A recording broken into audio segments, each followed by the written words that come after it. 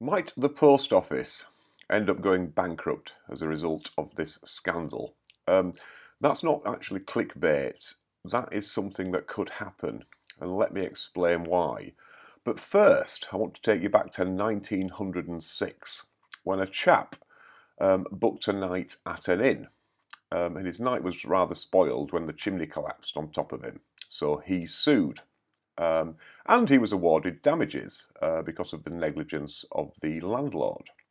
The landlord, however, when he put his tax return in, he claimed the court costs and the compensation as a tax write-off, as a business expense.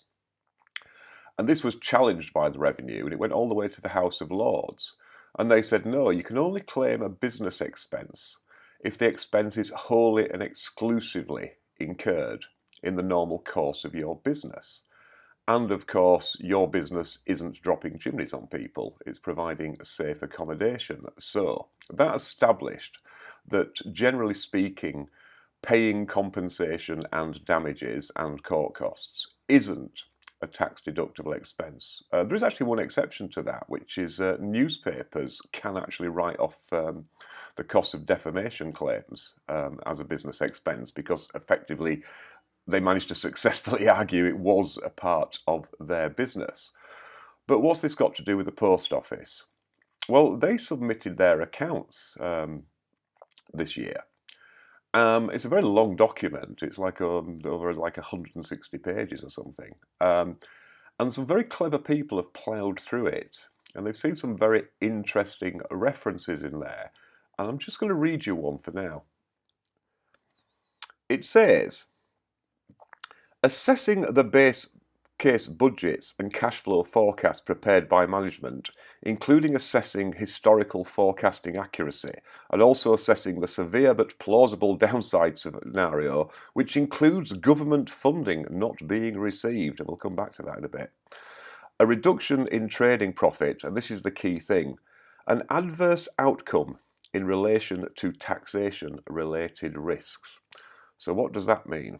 Well, they also put in their accounts that they were in discussions with HMRC about an issue.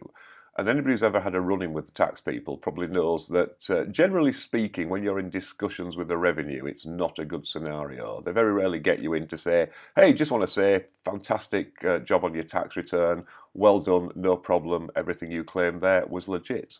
We're very happy about that. So what was that in relation to? And if you'll forgive me for looking down again, because like I say, unusually for me, I want this to be accurate, so I'm actually reading from the accounts. It says, and this was tucked away on page 102, the corporation tax disclosures include assumptions around the tax treatment of the provision expenses and funding income related to the unique processes by which Post Office is seeking to make payments to claimants. Okay, we all know what that is. So, it transpired that the Post Office has set aside £934 million to pay out in compensation. But it appears they have sought to claim that back as a tax loss. Now, of course, the law is clearly against them. And that's probably what the revenue have called them in for, to say, well, we've just noticed here, we've read a few newspapers, you can't write this off. This is all, taxable. So, stop doing that. So that's going to be obviously a massive hit.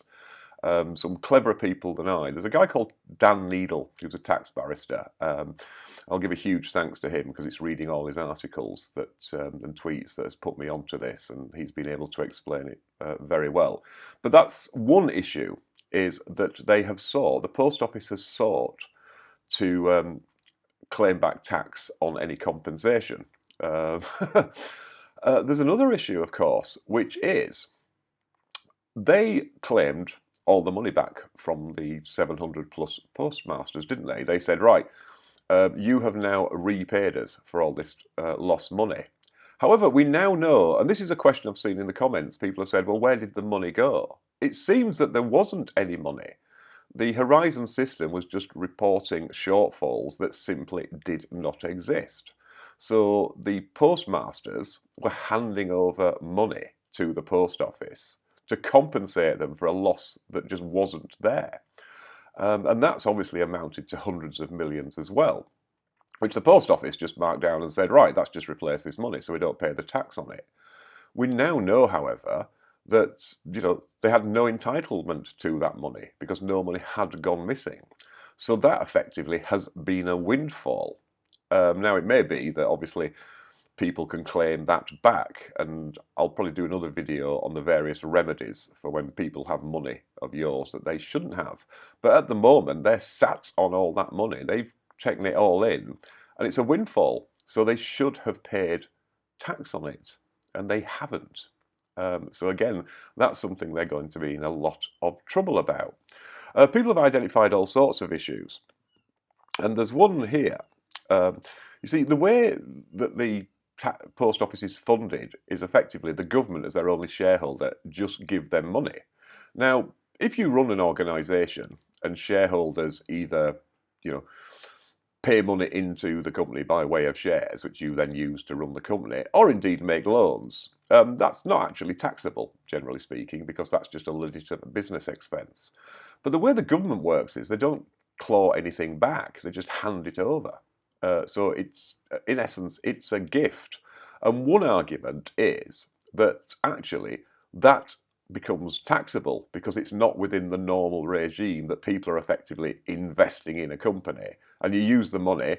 If you do make profits on the back of that, then obviously the profits are taxed. But the post office actually runs at quite a massive loss. And so why are we getting onto the bankruptcy thing? Well, here's another thing in the report that's very interesting. It says, the forecast includes the group will initially breach the terms of its borrowing facilities with the government and subsequently exhaust these facilities within the going concern period, such that it will not be able to settle its liabilities as they fall due. Now remember, this is these accounts are prepared by Pricewaterhouse, who know what they're doing, and it's very much a term of art in insolvency law. You are insolvent, or your company is insolvent, when it cannot pay its liabilities as they fall due. That is the test for insolvency. So obviously the language there, it seems very anodyne, but that has sort of quite a strong meaning. And we saw in that first thing, which I'll come back to, they're saying the severe but plausible downside scenario, which includes government funding not being received. There's no guarantee that the post office receive any money from the government. It's just, they make them a stipend every year and say, this is how much you need to run the company. But the post office operates usually on losses of around 100 to 130 million pounds per year. And now we're seeing that with this potential tax liability that they hadn't anticipated, they're going to have to fork over probably hundreds of millions to the revenue. And the question is, will the government bail them out on that?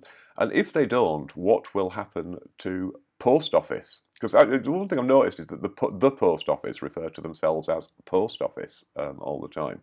So yeah, that's the potential scenario, that if the government don't bail them out, the revenue might just petition to wind up the post office. And anybody who's ever had any run-ins with the revenue know that they are not shy about issuing proceedings and petitions either for personal insolvency or corporate insolvency. So we'll just have to watch this space. But yeah, I mean, it does seem a bit cheeky that the post office say, "Oh, we will compensate all these people. However, we're going to write that off against tax anyway. We're not paying for it." But the revenue seem to be saying, "No, you're not." So there you go. There's lots of issues arising out of this post office scandal. I'll be doing another sort of Alan Reid's judge's comments on witnesses and lawyers shortly. I'll do that video in the next couple of days because there's another area that is just absolutely baffling. I mean, part of the reason it's taking so long to prepare the video is just trying to analyse what they were trying to do. I mean, it seems the judge was just as confused. But it's interesting because the judge pointed out that one of their arguments for excluding some statements, the post office were claiming to be psychic because they applied to strike out a bunch of witness statements on the grounds of relevance before the statements had even been served on them. They were just anticipating ahead. I also want to look at the role of lawyers in this debacle. Um, some, examples of good practice, has to be fair, proud of the tradition and all that, best interests of the profession and all that. But somewhere people have just really crossed a line. And what are our respective regulators, the SRA and the BSB, likely to do about that? But there you go. As always, hope you found that vaguely useful, vaguely interesting, hopefully not too infuriating. Once again, thanks to Dan Neidle and Tax Policy Associates for actually delving into all the woods, the undergrowth here. Because, people might not have spotted this unless, this is literally reading through hundreds of pages of accounts and reading footnotes, and that's how this has come to light. But yeah, I thought you might find that interesting. And if you did, please consider, as always, liking, subscribing, sharing, etc. And thank you from both me and Lord Luvaduck and Cappy Barrister.